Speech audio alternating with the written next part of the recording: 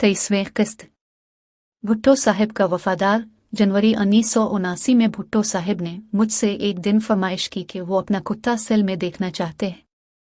हालांकि मुझे मालूम था कि हुक्काम शायद इसको अंदर लाने की इजाज़त ना देंगे, लेकिन फिर भी मुझे इनकार की जुर्रत न हुई।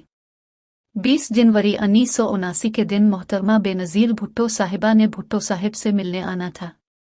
मैंने इस दिन ड्यूटी अफिसर से कहा कि अगर मोहतरमा बेनज़ीर अपने साथ पपी लाएं तो उसकी परवाह न करते हुए अंदर जाने देना। मैं जेल के दफ्तर से कहीं बाहर चला गया। मोहतरमा बेनज़ीर कुत्ता अपने साथ सेल में ले गई। कुत्ते के अंदर जाने की बाकायदा रिपोर्ट न दी गई, लेकिन हुक्काम को इसके दाखिले की इत्तला दूसरे ज़राए से मिल गई और मुझसे जवाब तलबी भी हुई। मुझे बताया गया कि कुत्ते के सूंघने की क़ुव्वत इंसान से 90,000 गना और सुनने की क़ुव्वत 400 गना ज़्यादा होती है। ये जानवर कैदियों को जेल से बाहर निकालने के काम में बेहद मुअस्सिर साबित हो सकता है और मुझे खबरदार किया गया कि आइंदा मुझसे ऐसी गलती हरगिज़ सरज़द न होने पर। बहरहाल मेरी अगली मुलाकात पर भुट्टो साहिब ने मेरा शुक्रिया अदा किया। भुट्टो और मैं फरवरी 1979 में एक दिन बाद दोपहर में भुट्टो साहिब के साथ सिक्योरिटी वार्ड के सहन में बैठा गुपशप कर रहा था। उन्होंने मेरे बारे में बातचीत को बढ़ाते हुए फरमाया, कर्नल रफ़ी, तुम ब्रिगेडियर तो ज़रूर हो जाओगे और मुमकिन है कि मेजर जनरल भी बन जाओ। फिर चंद लम्हे मेरी तरफ देखते रहे और बोले, लेकिन ज़िंदगी सिर्फ यही कुछ नहीं है, बल्कि ज़िंदगी बहुत खूबसूरत चीज़ है। अब दुनिया में अपनी ज़िंदगी कहीं किसी भी रकम के साथ ऐश से गुजार सकते हैं। मैंने यह सुनकर बेहद घुटन महसूस की और थोड़ी ही देर में अपनी घड़ी को देखा और मुआफ़ी चाहते हुए उनसे इजाज़त ली कि मुझे कोई ज़रूरी काम करना था।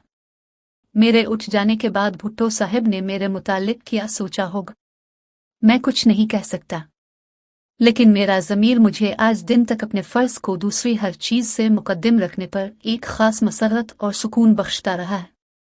अजीब इत्तेफाक है कि मैं चूँकि स्टाफ कॉलेज न जा सका था और जनरल ज़िया साहिब के नए हुक्म के तहत मैं ब्रिगेडियर भी नहीं बन सकता था और मुझे ये पता था कि मैं ज़्यादा से ज़्यादा फुल कर्नल ही रिटायर हूँगा, लेकिन भुट्टो साहिब के साथ इतना नज़दीक रहने पर और अपने फ़राइज़ को हर शय पर मुक़द्दम रखने पर और हुकूमत का मुझ पर इस कदर भरोसा देखकर शायद भुट्टो साहिब ने यूँ ख्याल किया था और फिर इतनी बड़ी पेशकश कर दी थी जिसे मैंने बड़े बेलौस अंदाज में ठुकरा दिया था। भुट्टो साहिब के चश्मे और मेरी आंखें। भुट्टो साहिब के पढ़ने वाले चश्मे का फ्रेम मोटा और काले रंग का था। वो पढ़ते वक्त इसी ऐनक का इस्तेमाल किया करते थे।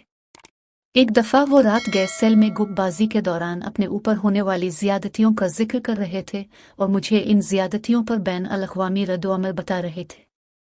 इसी मौजू पर इन दिनों के टाइम रिसाले ने भी अपने ख़यालात का इजहार किया था। उन्होंने मुझे इस रिसाले की राय पढ़ने के लिए कहा। चूँकि मैं अपने पढ़ने की ऐनक साथ न लाया था तो मुझे रिसाले की इबारत पढ़ने में दिक्कत हुई। भुट्टो साहब ने फ़ौरन अपना चश्मा मुझे दिया कि लगाकर देखिए, मुमकिन है हम दोनों की नज़र एक जैसी हो। मैंने उनकी ऐनक इस्तेमाल करने में कुछ हिचकिचाहट महसूस की, लेकिन उनके इसरार पर उसे लगाकर पढ़ लिया। बाद में 2 या 3 मरतबा इसी किस्म की हालत में उन्होंने मुझे अपनी ऐनक दी, जिसकी मदद से मैंने ज़रूरी तहरीरें पढ़ें।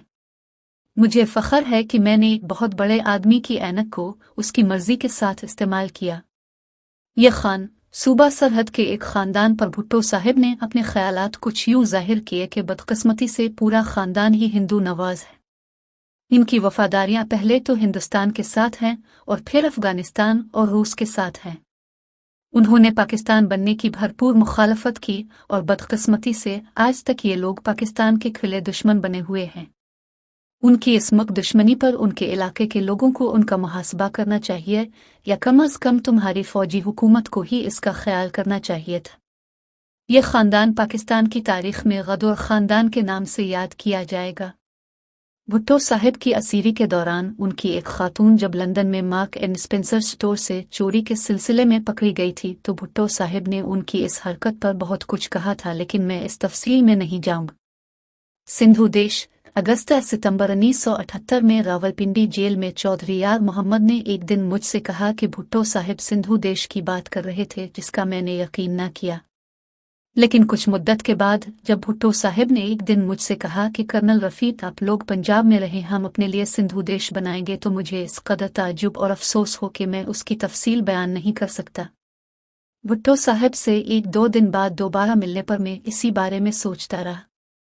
मशरकी पाकिस्तान का अलमिया हम पर गुजर चुका था, इसलिए इस किस्म के सानिहा के हम मुतहम्मिल नहीं हो सकते थे। फिर आज भुट्टो जैसा इस तरह की बात कर रहा था। उनके मिलने पर जब मैंने उन ख्यालात पर ताज्जुब और गल्ला किया तो कहने लगे, मैं अपने आपे को पाकिस्तान के लिए इत्तेहाद और यकीन का निशान यानी अलामत तस्वुर करता रहा हूँ, और ख़ासकर सिंधियों के लिए। अगर मुझे इस झूठे और बनावटी केस में नुकसान पहुंचाया गया तो पाकिस्तान अमूमन और सिंध में इतनी गोड़बड़ होगी कि माशाल्लाह तो किया कोई भी हुकूमत अवाम को कंट्रोल ना कर सकेगी, और आखिरकार पाकिस्तान को नाकाबिल तलाफी नुकसान उठाना पड़ेगा। मुझे इस दिन इंसान की खुद गर्जी की इंतहा समझ में आए। जनरल शाह रफ़ी आलम की अचानक सबुकदोशी। मेजर जनरल शाह रफ़ी आलम रावलपिंडी में DLA में फ़राइज़ अंजाम दे रहे रुत है। 10 हेडक्वार्टर ने शुरू में सिक्योरिटी वार्ड का प्लान बनाया था, लेकिन बाद में DMLA ने इस प्लान को तकमील तक पहुंचाया और 24 मार्च 1979 तक वो इसके जिम्मेदार रहे। मेजर जनरल शाह रफ़ी आलम एक बहादुर और काबिल जर्नैल थे। 1967 और 68 में जब मैं SSG के पैराशूट स्कूल की कमान कर रहा था तो उन दिनों मेजर शाह रफ़ी आलम भी पैरा जंप करने के लिए आए थे। इस ज़माने से मेरे उनके साथ अच्छे ताल्लुकात रहे और वो मेरी बड़ी इज्जत करते रहे हैं। हमारे ओहदों में फ़र्क के बावजूद हम एक दूसरे से खुलकर मिला जला करते थे। वो एक खले दिल विदमाग के इंसान हैं। चूंकि उन्होंने अंग्रेज़ी माहौल में परवरिश पाई इसलिए उनका बर्ताव भी इसी तर्ज का रहा है, लेकिन वो बड़े कदर शनास और अच्छे शख्स हैं। भुट्टो साहब ने 1-2 मरतबा जनरल शाह रफ़ी आलम के ख़ानदान का मेरे साथ जिक्र किया था, लेकिन मैंने इसका कोई ख़ास नोटिस ना लिया था। मार्च 1979 में बेगम नुसरत भुट्टो और जनरल शाह रफ़ी आलम की किसी जगह मुलाकात हुई। उनके दरमियान क्या बातचीत हुई मुझे इसका इल्म नहीं, लेकिन जनरल शाह रफ़ी आलम साहिब ने इस मुलाकात का जिक्र ज़िया-उल हक़ से न किया। शायद जनरल शाह रफ़ी आलम भुट्टो ख़ानदान की उम्मीदों पर पूरे न उतरे। शाह रफ़ी आलम और बेगम नुसरत भुट्टो की मुलाकात के कुछ दिन बाद में 22 मार्च 1979 को सुबह 10 बजे के लगभग सिक्योरिटी वार्ड में गया। जो ही मैं भुट्टो साहब के सेल में गया, उन्होंने ऊंची आवाज़ से मुखातिब होकर कहा कि कर्नल जाकर जनरल ज़िया-उल हक़ को बताओ कि उसे बाहर के मुल्कों के अखबार नवीसों को इस तरह के बयान नहीं देने चाहिए जो आज कल दे रहे हैं। शायद BBC की टीम को जनरल ज़िया-उल हक़ साहब ने बयान दिया था कि सुप्रीम कोर्ट के फैसले के मुताबिक भुट्टो साहब को सज़ा दी जाएगी और वो मुल्क के सरबराह होने की हैसियत से इसमें कोई तख़फ़ीफ़ नहीं करेंगे। कुछ चीज़ें खुफिया भी रखी जाती हैं। फिर कहने लगे कि क्या मैंने अगले दिन जनरल शाह रफ़ी आलम की मुलाकात पर जो उसने मेरी बेगम के साथ की थी कोई शोर मचाया था। जनरल शाह रफ़ी आलम ने जहाँ चाहा मेरी बेगम को करे में ले गया। कुछ बातें खामोशी के साथ सगराज में रखी जाती हैं। मैं खामोश रहा और जनाब की सिक्योरिटी वार्ड से बाहर आ गया। मुझे पता चल गया कि शाह रफ़ी आलम साहब ने भुट्टो ख़ानदान के साथ कोई अंदरूनी राब्ता कायम किया हुआ था और उसको उन्होंने हुकूमत से छुपा रखा था। मैं सिक्योरिटी वार्ड से निकलकर सीधा DMLA के दफ्तर गया और जनरल शाह रफ़ी आलम साहब को ये माजरा सुनाया और कहा कि ऐन मुमकिन है कि उन्होंने अपनी मुलाकातों का जिक्र CMLA से न किया, लेकिन अब तक ये बात उन तक पहुंच गई होगी। जनरल शाह रफ़ी आलम बेहद घबराहट का शिकार मालूम हो रहे थे। वो अपने दफ्तर में अलिफ नगीठी के सामने खड़े थे और मैंने उनसे कहा कि आपे को इस किस्म की मुलाकात से इज्तनाब करना चाहिए था। बहरहाल तीर कमान से निकल चुका था। अगले रोज मुझे हेडक्वार्टर बुलाया गया। मेरे साथ कोर कमांडर साहब बहुत अच्छी तरह मिला करते थे, लेकिन इस दिन वो ज्यादा ही मेहरबान नजर आ रहे थे।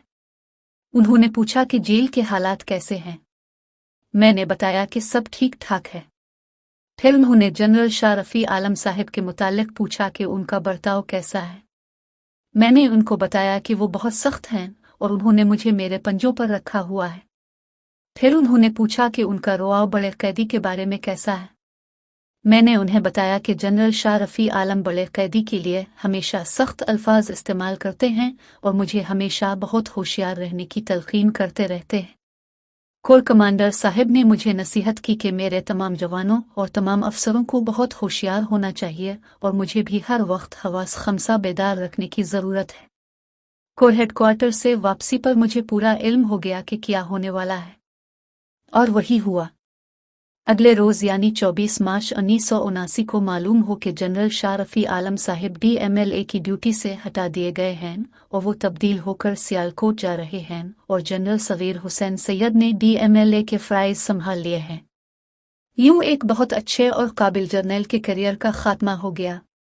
मुझे चंद साल बाद अपने खुफिया फ़राइज़ के दौरान मालूम हुआ कि हमें गल्फ़ के इलाके से इन दिनों एक रिपोर्ट आई थी जिसके ज़रिए हमें 2 जर्नलों के मुतालिक ख़बरदार किया गया था कि उनके ताल्लुकात PPP के साथ हैं और हमारी खुफिया एजेंसी ने भी मार्शल लॉ अथॉरिटी को इस लिंक की इत्तला कर दी थी। बहरहाल भुट्टो साहिब ने अपने सेल में मुझसे ऊंची बात करके जनरल शाह रफ़ी आलम साहिब को सब कद्दूश करवा दिया। ये इस सिलसिले की 23वीं वीडियो थी। अगर वीडियो अच्छे लगे तो लाइक करें, चैनल पर नए हैं तो सब्सक्राइब करें और बेल यानी घंटी के बटन को दबाकर बेल नोटिफिकेशंस ऑन कर लें ताकि हमारी तमाम वीडियोस के नोटिफिकेशंस आपको सबसे पहले मिले। अब आपसे मुलाकात होगी अपनी अगली वीडियो में, तब तक के लिए अल्लाह हाफिज।